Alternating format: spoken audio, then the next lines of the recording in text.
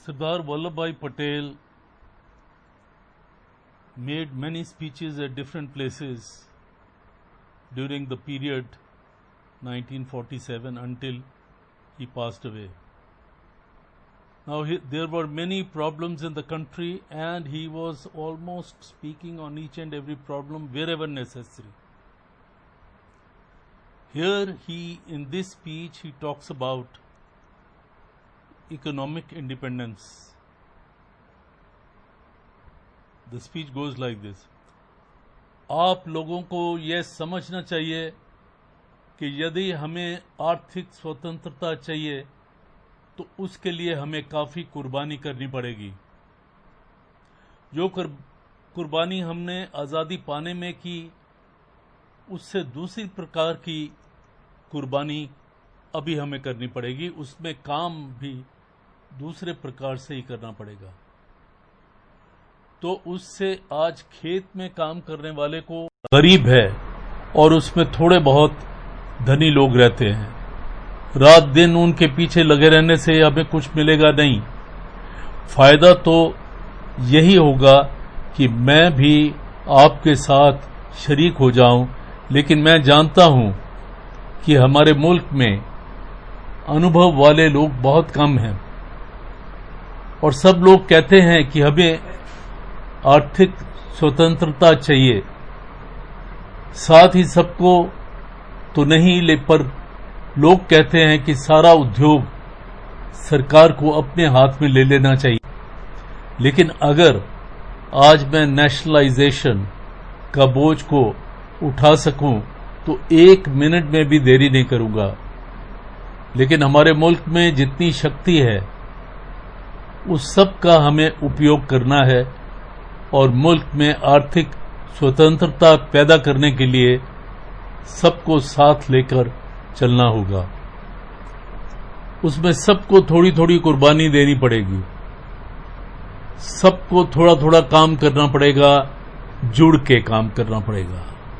हमें सबका साथ उन्होंने तो सब चीज गवाई लेकिन हिम्मत नहीं गवाई। जब तक हिम्मत है तब तक सब ठीक चलता है। जब हिम्मत गुम हो जाती है तब मनुष्य नीति से भ्रष्ट हो जाता है और नीति गई तो आत्मा भी गई, सब खत्म हो गया। तो उनके दुख के सामने देखें तो हमारा ये दुख बहुत कम लगता है, हमको भी नहीं पता चलता। हम उस दुख का अंदाजा ही नहीं लगा सकते जिस तरह से, लेकिन भरने के लिए इंतजाम भी करना होगा। तो आज हमें सब सामान पैदा करना है। बूंद बूंद एकत्रित करके सरोवर भर जाता है, समुद्र भी इसी तरह भरता है। तो हमें सबका साथ चाहिए।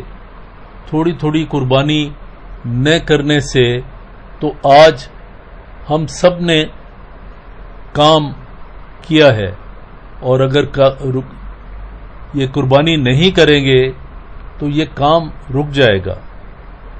वह हिस्सा हमारे हाथ में नहीं आएगा जो हमारे हाथ में आना चाहिए।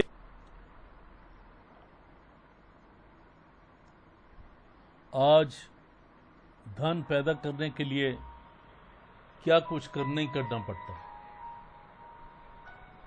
हमें काम बहुत मेहनत से करना पड़ेगा और इसलिए किसी को भी एक दूसरे को छोड़कर एक दूसरे को नुकसान करके कोई फायदा नहीं होगा।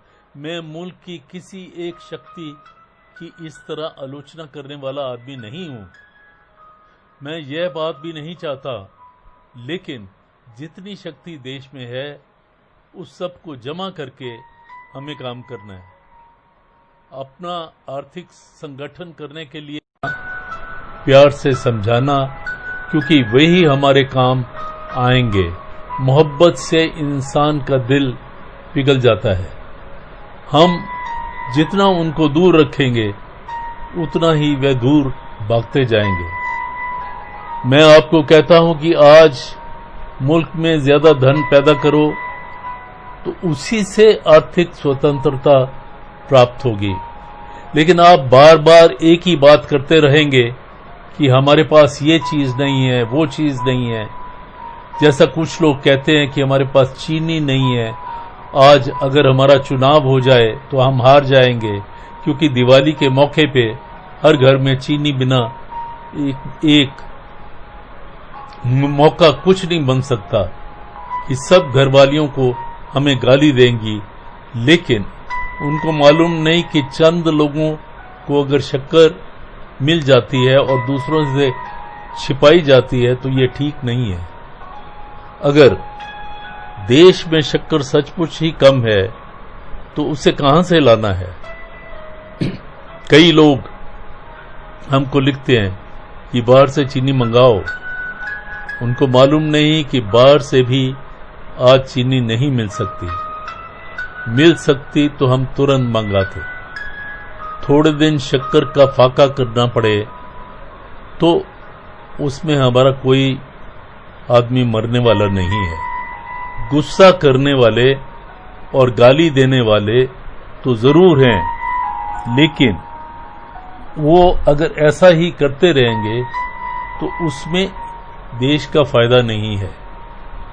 इस स्वराज्य को भी मानी भी ये हम गलती कभी भी ना करें तो हमारा स्वराज आगे बढ़ेगा।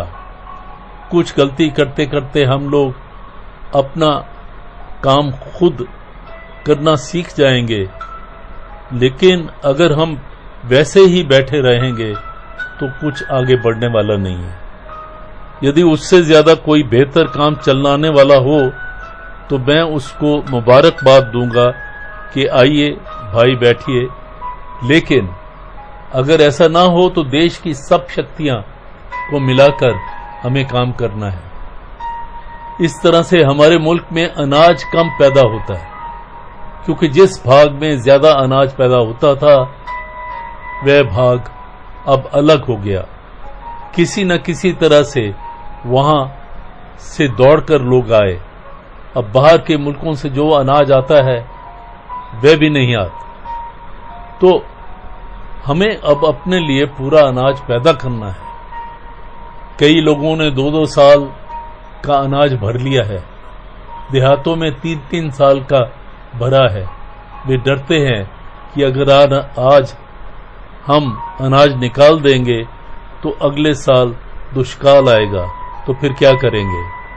और भाव बढ़ जाएंगे तो क्या करेंगे?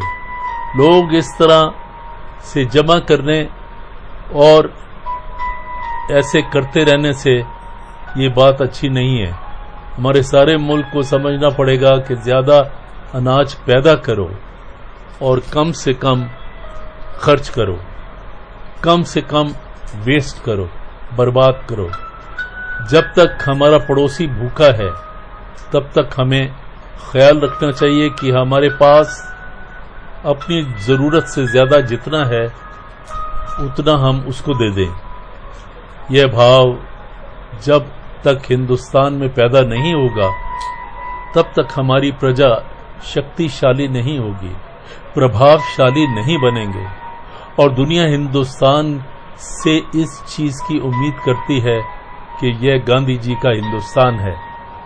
हमारी संस्कृति बहुत पुरानी है, हमारा मुल्क धर्मप्रस्त है और हमारी संस्कृति भी यही कहती है। अपने मुल्क में हम पुरानी संस्कृति से काम नहीं लेंगे तो लोग क्या कहेंगे कि ट्रेड यूनियन बनाओ और सबके पास भागो और सबको भगाओ और ये मांगे कि वो मांगे, हमारा हिस्सा दो, हमारा हिस्सा ना दो। तो उससे क्या होने वाला है? उससे नुकसान ही, सबका नुकसान होगा। धनिक भी यदि कहें कि हमारा धन हमें वापस दे दो तो कैसे चलेगा? तो इनकम टैक्स, कमीशन वाला टैक्स बैठा है, वह कहेगा कि बनाओ, बताओ कहां से लाएं, तुम चोर हो। हम सब इस तरह से काम करेंगे तो हमारी आर्थिक स्वतंत्रता आएगी ही नहीं, बल्कि पराधीनता होगी। अब अगले साल हमें खूब काम करना चाहिए, क्योंकि मुल्क में हमने वह शांति पैदा कर ली है जिससे हम दूसरा काम कर सकें। अब भी हमारी जो सरहद है उस पर तो हमें सावधान रहना होगा। अपना चौकीदार हमने ठीक रखना है। आप लोगों को मालूम होगा कि जब हमारा एकत्र हिंदुस्तान था तो हमारी फौज का खर्चा 110 करोड़ रुपया था। तब हमारी कुल फौज भी 1.5 लाख ही थी। आज हमारी अकेले की फौज 4 लाख है और 2.5 लाख फौज पाकिस्तान की है। किसी भी तरह से करनी है। भूखे रह के भी हमें अपने देश की रक्षा तो करनी ही होगी। हम मुल्क में कोई फसाद नहीं होने देंगे। तो आज़ादी तो हमें मिल गई, लेकिन हमें अपना 2 हिस्सा बजट फौज पर खर्च करना पड़ता है। हम खर्च को घटाएंगे, लेकिन उसमें से घटाने का चारा न हो तो हम सावधान रहना चाहते हैं कि इस फौज के लिए हमें क्या करना चाहिए। वह सब हमारे को करना है, हमको रखनी है। तो उसके लिए हमें अपने उद्योग इंडस्ट्री को ठीक करना है। वह ऐसे बेकार पड़ा रहेगा तो ज्यादा दिन ये नहीं रख सकते, ये फौज नहीं चलेगी। हम ये फौज भी नहीं रख सकेंगे, हमारी सलामती भी नहीं रहेगी। जो ये एक भूख पड़ी है और दूसरी ये चोट पड़ी है, तब तो हमारा सारा ही सिलसिला गलत हो जाएगा। हमें दोनों चीजों का हटाना चाहिए। वह हमारे अगले साल का कर्तव्य है। हमारे सामने भी बहुत सी कठिनाइयां हैं। युद्ध के यंत्र अभी तक हमारे पास बाहर से आते हैं। पहले अमेरिका से आते थे। जो चीज 100 रुपए में मिलती है वो अब हमको उसी का 144 रुपए देना पड़ता है। यह हालत हो गई है। यह सब हमारे हाथ में नहीं है और हमारी जो दिक्कतें हैं, कठिनाइयां हैं, वो बढ़ती जा रही हैं, जिनका बयान करूं तो बहुत टाइम लगेगा। आज मेरी इतनी ही शक्ति नहीं कि मैं दिल खोल कर बात करूं। यदि मुझ में ताकत आ जाए तो मैं किसानों में जाकर और किसानों के साथ घूम घूम कर काम करूं, लेकिन अभी ना तो मेरी ये सेहत है ना उम्र है। आपको इन बातों से ये मैं समझाना चाहता हूं कि आपने ही ये सब काम करना है। मुल्क में घाटा पड़ेगा तो आपका जो मिलता है वह भी नहीं मिलेगा। मैं मजदूर को भी समझाना चाहता हूं कि थोड़े देखकर रोज कम मिले तो चले, तो कम दाम में भी ज्यादा माल पैदा करो, पीछे आपको ज्यादा मिलेगा। इस तरह से जो कर्मचारी सरकार में काम करने वाले हैं उनको भी समझाना चाहता हूं कि आज थोड़ी कमर कसो और कुछ देर के बाद आपको ये नहीं करना पड़ेगा। जो बचाओ और सरकार को जमा करो, जो तुम्हारे लिए अपने भविष्य में रहेगा। लेकिन हमारा उद्योग बढ़ाने दो, बढ़ने दो। आज हमारे पास धन ज्यादा पैदा करने के लिए न पैसा है, न उद्योग बढ़ाने के लिए पैसा है। लेकिन जैसा मैंने कहा, एक एक बूंद करके समुद्र भरता है। इस तरह से करोड़ों आदमी थोड़ी थोड़ी बचत करके भी दे दें तो यह पूंजी उनको भविष्य में काम आने वाली है। उसी से हिंदुस्तान की आर्थिक आज़ादी उसी में समाई जाएगी और उसी से हम आगे बढ़ पाएंगे। धनियों को भी समझना है कि हम सब कुछ अपनी कोशिश करें और उस कोशिश को मत छोड़ें, लेकिन हम अपने रास्ते से ऐसे चलें जिससे सारी कौम का फायदा हो। मैं तो अपने रास्ते पर ही काम करीब है। इस मौके पर हमें कुछ न कुछ कुर्बानी देनी पड़ेगी। सरकार की तरह से जो कोई मांग आएगी तो उस मांग को जितना हो सकेगा उसको पूरा करने की कोशिश हम करेंगे। हम इस तरह से नहीं चलेंगे तो हमारा काम होने वाला नहीं है, और यही काम इस साल हमें करना होगा, क्योंकि मुझे अभी भीतर से कोई डर नहीं है। बाहर से का खतरा जो है जब होगा उसे सारी दुनिया भस्मीभूत हो जाएगी, क्योंकि सिखाया है कि हमें किसी का भी डर रखना नहीं है।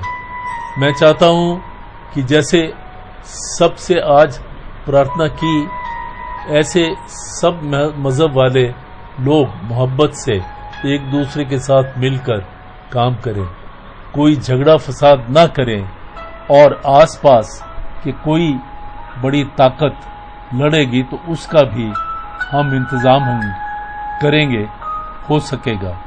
लेकिन छोटी छोटी ताकत हमारे सामने नहीं ठहर सकेगी। वह हमें छेड़खानी करेगा तो मर जाएगा। उसमें हमको क्या है, तो आप लोगों को ये अच्छी तरह से समझना है कि हमें किसी पर हमला नहीं करना, किसी को दबाना नहीं, किसी को लूटना नहीं, किसी की चीज लेना नहीं, हराम है।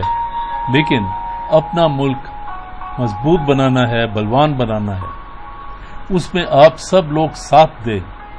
इस काम को मुझ पे आपका आशीर्वाद मेरे लिए चाहिए, तब तो मेरा जिंदा रहना ज्यादा काम की बात है। इसी हालत में मरना सबसे ज्यादा उत्तम होगा कि जब लोग कहते हैं कि आदमी ठीक था।